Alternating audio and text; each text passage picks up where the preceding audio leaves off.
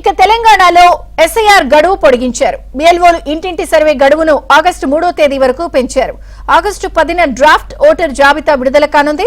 September 9వ తేదీ వరకు climax అభ్యంతరాలు స్వీకరించనున్నారు. అక్టోబర్ 12న తుది ఓటర్ జాబితా విడుదల కానుంది.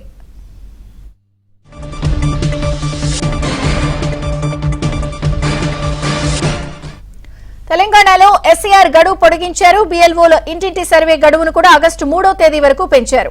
పూర్తి వివరాలు నరసింహరావు అందిస్తారు. నరసింహరావు, కీలక నిర్ణయాన్ని తీసుకుంది. ఈ ఎన్యూమరేషన్ ప్రక్రియకు సంబంధించి ఎస్ఐఆర్ గడువుని ఆగస్టు 3 వరకు పొడిగించింది. వాస్తవానికి ఈ నెల 24వ తేదీతో ఎన్యూమరేషన్ ప్రక్రియ ముగుస్తుంది. సో ఇప్పటికే హైదరాబాద్ నగరంతో పాటుగా పలు జిల్లాల్లో మందకొడిగా ఈ ఎన్యూమరేషన్ ప్రక్రియ చాలా మందకొడిగా సాగుతుంది. బిఎల్ఓలు ఇంటికి వెళ్లి ఫామ్స్ ఇవ్వడం లేదని కొన్ని ఫిర్యాదులు వస్తున్నటువంటి నేపథ్యంలో, అంతేకాకుండా ఫామ్లు నింపడంలో కూడా ఆ ఓటర్లు ఇబ్బందులు పడతా ఉన్నారు.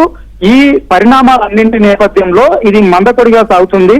ఓటర్లు దీంతో నష్టపోయేటువంటి ప్రమాదం ఉంటుంది. కాబట్టి ఎవరికి నష్టం జరగకుండా ఉండాలి అని అంటే ఆ గడువును మరింత పొడిగించాలని చెప్పి తెలంగాణ ప్రభుత్వంతో పాటుగా విపక్షాలన్నీ కూడా కోరుతా ఉన్నాయి. ఇటీవల వరుసగా పార్టీలన్నీ కూడా కలిసి వెళ్లి సిఇఓను కలిసి ఇదే విజ్ఞప్తి చేశారు. సో ఆ మేరకు సిఇఓ ఎలక్షన్ కమిషన్ ఆఫ్ ఇండియాకి లేఖను కూడా రాశారు.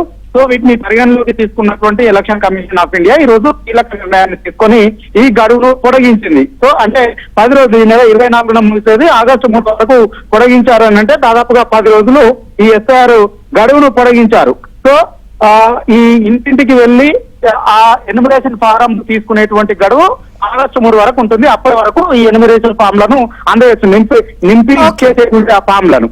సో ఇక డ్రాఫ్ట్ ఓటర్ జాబితాను ఆగస్టు 10న విడుదల చేయనున్నారు. అక్టోబర్ 12వ తేదీన తుది జాబితాను విడుదల చేస్తారు. ఈ మధ్యలో ఏమైనా ఆబ్జెక్షన్స్ ఉంటే స్వీకరిస్తారు. విజయచంద్రిక. Okay nursing.